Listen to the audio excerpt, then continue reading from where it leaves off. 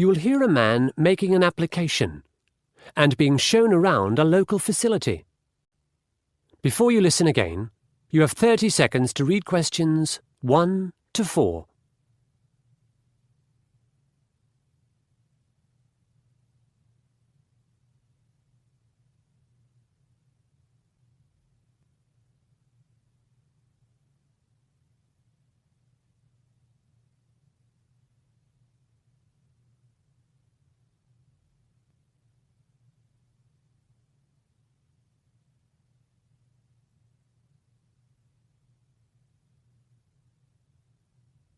Good afternoon. I'd like to join the library. Take a seat. I'm Tanya Porter, a librarian here. Nice to meet you, Tanya. I'm Paolo De Melo. The application process is quite short and involves filling in a form and a tour of the library. In order to become a member, Paolo, I'll need some photo ID. Actually, I've brought my passport. Lovely. You'll also need to prove that you live or work nearby. My office is just around the corner, in Belmore Road. Here's my business card. Will that be enough proof? Yes, I think so. Thanks. So, you're an accountant. That's right. I'll write accountant on the application form.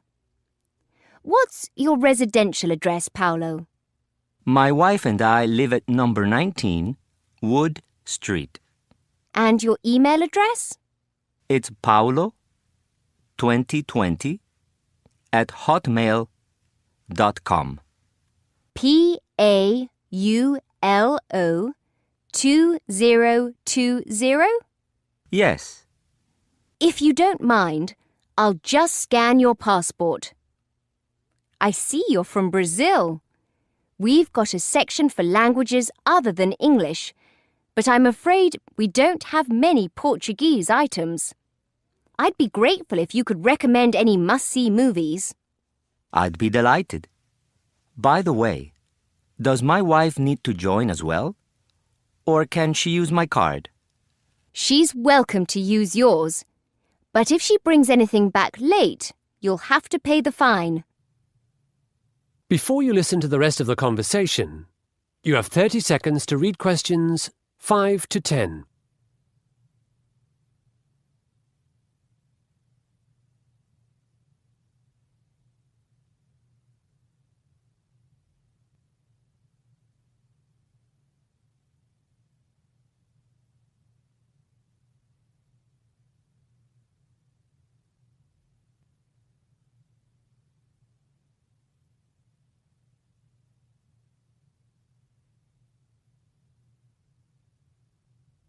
Let's go outside now, Paolo, to see the returns chute.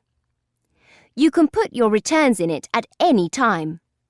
In fact, I'm told this complex is open 24 hours, and there's always a security guard on duty. Next to the chute is the notice board, where we advertise library events and community events. My wife might like to join a book club. Why not? Our book clubs have proven very popular. We've got 3 different ones running at present. The majority of our events are free, but I would recommend booking since we only seat 20 people in the events room. Back inside, here's my desk, and opposite, on the right, an area for newspapers and magazines. That's always a popular spot. Behind the papers is the foreign language section I was referring to before. Here's the main part of the library with our fiction collection. It's one of the biggest in the country. Non-fiction, however, is not so large. What can I see through that glass wall? Our teens room for teenagers, the events room for clubs and talks, and a small storeroom on the right. When we had all that rain over the new year, the teens room was flooded, so while it's being renovated, we're using the events room instead. I'm impressed. Do you also have a computer room? There's no dedicated one. Our 6 computers are behind my desk. You'll find the library catalogue is all online, and we subscribe to a number of databases that are excellent for research. By the way, how many items can I borrow at a time? Up to 10 for 1 month. You can renew everything except for DVDs for a fortnight. There's no renewal allowed on DVDs. And you can renew by phone, by text message, or online.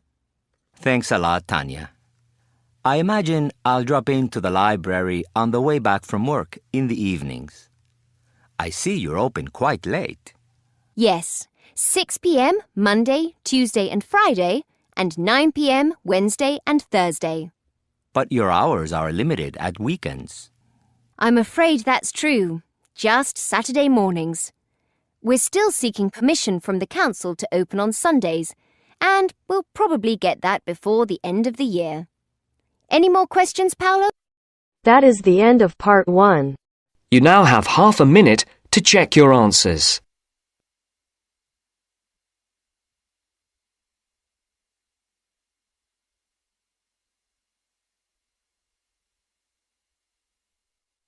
Now turns to part 2. Part 2. Sydney Harbour Bridge Climb. You will hear a man preparing people to climb the Sydney Harbour Bridge. Before you listen, you have 30 seconds to read questions 11 to 14.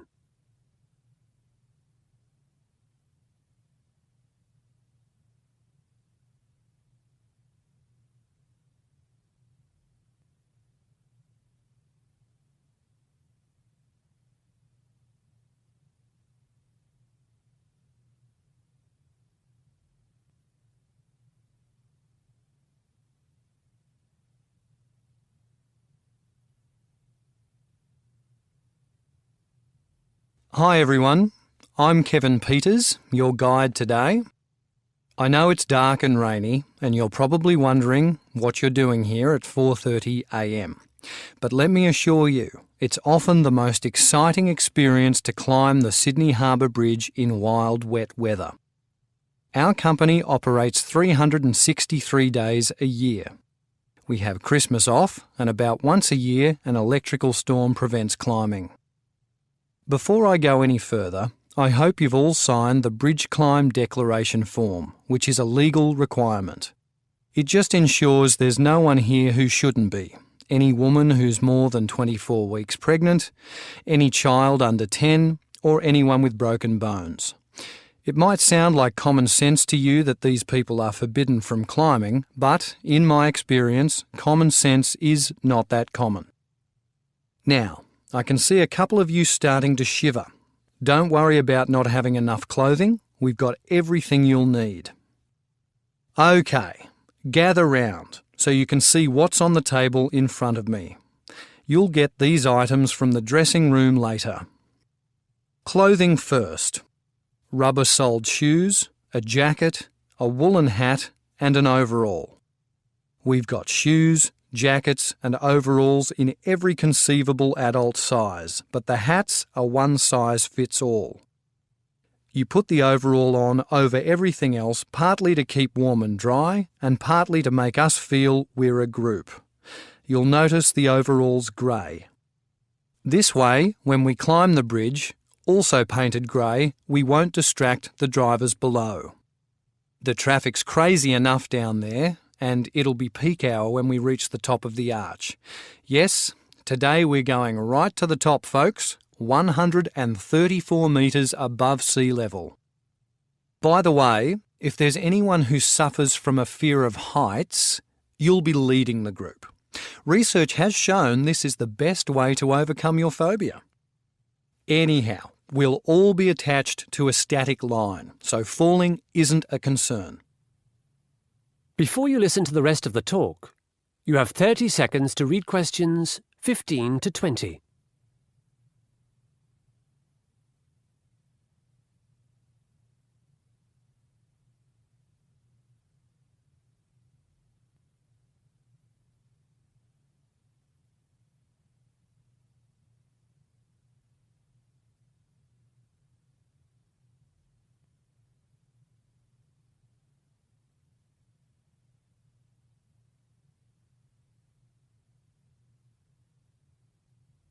Righto, ladies and gents.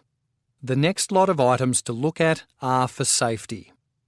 Firstly, a headset for commentary and communication. While we're climbing, I'll be filling you in on some lesser-known details about the bridge, like the fact that about 6 million rivets were used to put it together. Or from 1932 till 1967, it was the tallest structure in Australia. But back to your headset. This button on the left can be used if you need to speak to me, if your static line gets caught or you're in any other difficulty.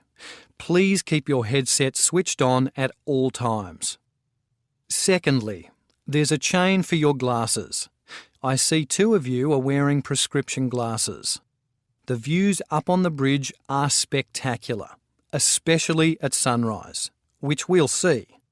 But if you want to enjoy them, keep your glasses attached with the chain. Also, our company will lose its licence if anyone drops anything into the traffic. Next, a light, which attaches to the headset. Check yours is working, won't you? Because the batteries do run out. The first 20 minutes of our climb are in the dark, and we've got 200 metal stairs to go up, so you might need the light. There are also some narrow mesh catwalks to crawl along and some girders to squeeze past. The last safety item, and by far the most important, is the slider. As I said before, we're all clipped to a static line while we climb. That line is permanently attached to the bridge, and this slider connects us to it. It's a comforting thought that we're all attached, but some of you might be thinking, doesn't that mean I won't go so far or see so much? Our climb lasts more than 3 hours, and this bridge is the 4th longest steel arch bridge in the world at 1.15 kilometres. 2 US bridges and 1 in Shanghai do outdo it for length, but not for height. After sunrise, we can see the whole of Sydney Harbour and up to 80 kilometres north, south and west. One last warning. Please leave your personal items in the dressing room. You can't take your wallet or camera or even a bar of chocolate. I'll take a photo of the group at the top of the arch and send it to your email address. As I think I've already mentioned, our licence is granted on condition our customers abide by all our regulations. You're forbidden from carrying things for 2 reasons. 1, you might drop them and cause an accident in the traffic below, and 2, you need both hands free to balance or to hold on to the static line. We're going up high, remember? 134 metres above sea level. That is the end of part 2. You now have half a minute to check your answers.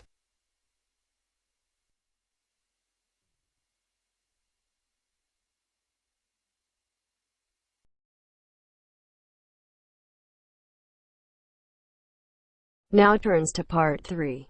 Part 3. You will hear 2 faculty directors talking about which person in their university to promote. First, you have some time to look at questions 21 to 25.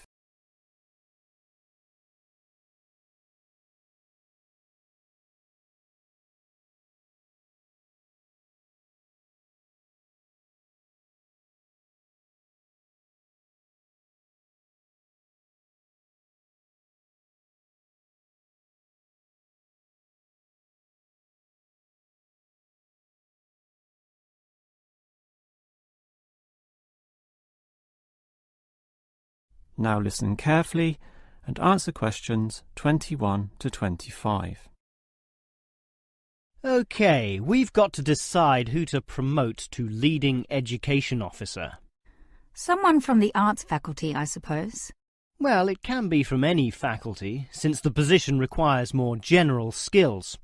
Handling personnel, settling disputes and motivating them to focus on the task. It was the last position which involved computer knowledge, not this one. Surely computer knowledge would help. So too would knowledge in the arts. Sure, it would help, but the key criterion is being able to direct the staff appropriately. So it doesn't matter then from which faculty we select our candidates?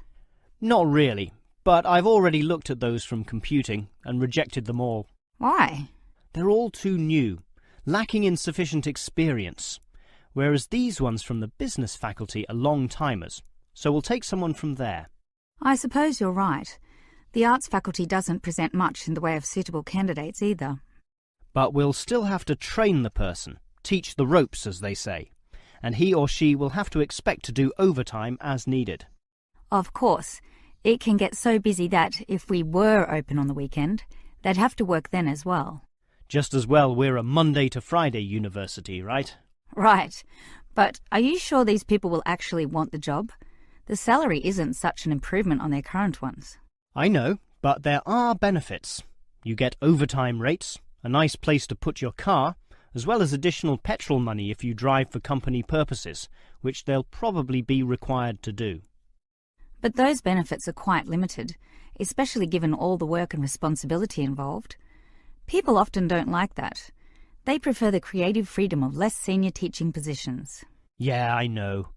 But these candidates should realise that if they do this job well, there'll be more promotions down the line. You know how everyone likes having their own office, right? Sure. Well, that would come after a few years, if they're prepared to work hard and grow with the university. Yes, that should attract these people. Before you hear the rest of the conversation, you have some time to look at questions 26 to 30.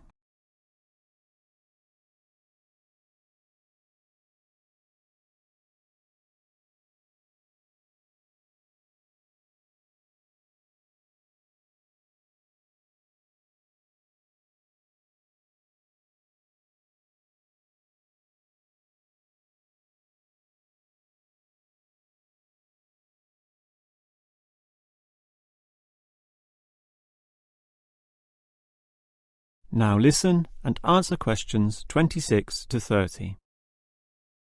Well, that's enough talk about the job. What about the actual candidates? How many do we have? I've narrowed it down to 4. Just using their first names, that's Stephen, Abdul, Lek and Oscar. As you said, there's quite a bit of experience between them, about 34 years in all. What's the exact breakdown of figures? Abdul and Stephen both have 7 years. Lek has 1 more, and Oscar is the most experienced at 12. But who's the most qualified? Stephen and Abdul have an MBA. Oh, sorry, Abdul's got something called a MBP, some foreign thing which translates as Master of Business Practice. I'm not sure what that is, but does he do the job well? Very well, apparently. Better than Lek and Oscar, who hold a degree and some certificates respectively. But we have to think about any drawbacks. You know, possible issues with any of them. I asked their respective deans for feedback, and I found out that Stephen, the younger one, drinks a bit. So he has a problem with alcohol? No, he never drinks to excess, but at the bar he's often expressed his intention of moving on, of teaching abroad. Ah, he's not stable. Not stable at all, apparently. We'll never know for how long he'll hold the job. We need stable personnel, and people without family problems or sick relatives like the last guy we promoted. What about Abdul, then? Will he do? He might do, except his English language ability is limited. It's functional, but a bit broken, and meaning is sometimes lost. That's not the problem with the next candidate, Lek, who has good language ability, but this job involves handling people, and his dean says Lek's attitude is bad. In what way? His manners are okay, and he's interested in his job, but he believes there should always be adequate leisure in life. He definitely won't work overtime and complains a lot already about his job. But this last candidate, Oscar, is probably not the right one either. Why not? Not another problem with language. His first language isn't English, but he speaks it well enough. He's stable with a good attitude, but his age is the problem. Age is not a problem. That would be ageism, and I don't believe in that. But with his age comes health problems as well, and serious ones at that. Oh, that might be an issue then. The end of part 3. You now have half a minute to check your answers.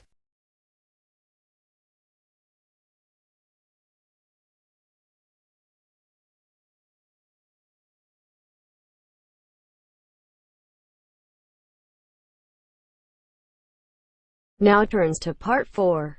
Part 4. Listen to the conversation between Andrew and Samantha. First, you have some time to look at the questions.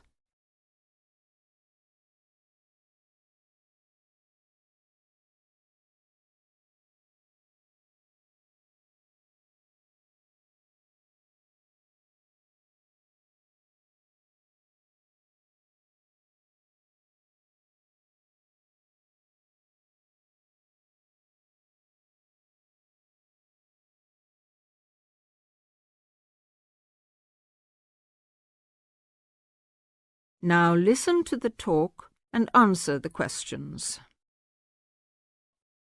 Does your work bring you into contact with many overseas students, Samantha? Occasionally. As you know, a solicitor's work is to advise people about their rights when they have any problems understanding how the law operates. They may need help because of injury to themselves or their property, if they've been attacked or robbed, for example. But these are not by any means the main problems I deal with. Really? We know more about crime, I suppose, because we read about it in the newspaper or see it on TV. What other things do people come to you for help with? There are lots of things which don't get nearly so much attention. Sometimes it's to do with relationships in the community, as when bills aren't paid or contracted work isn't completed, or neighbours disagree. At other times, it's to do with people not understanding the law and their responsibilities, and this is probably where overseas students have the most difficulty. One interesting example is customs laws, something which every new arrival has to come up against. What is it that overseas students find most difficult to understand about Australian customs regulations? I think it's a shock to many people arriving here for the first time to find out how many things are prohibited. Everyday food items, for example.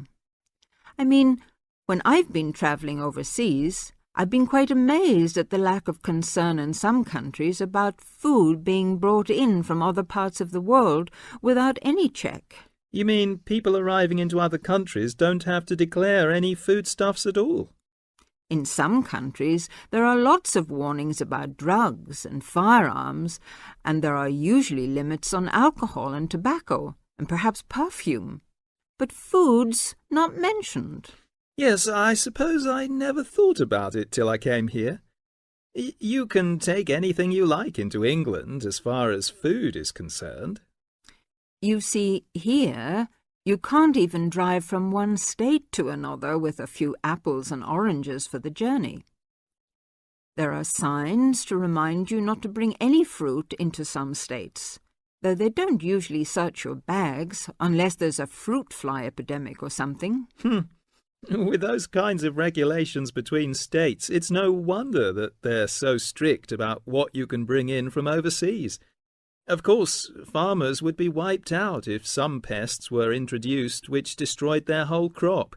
It's easy to understand why you should take steps to prevent that.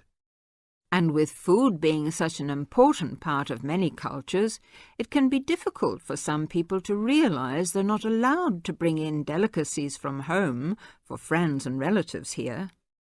I'm defending someone at the moment who has exactly that problem. Oh, what happened? It's an interesting case. Have you got time for a cup of coffee? I'll tell you about it if you like. That'd be great. That is the end of Part 4. You now have half a minute to check your answers.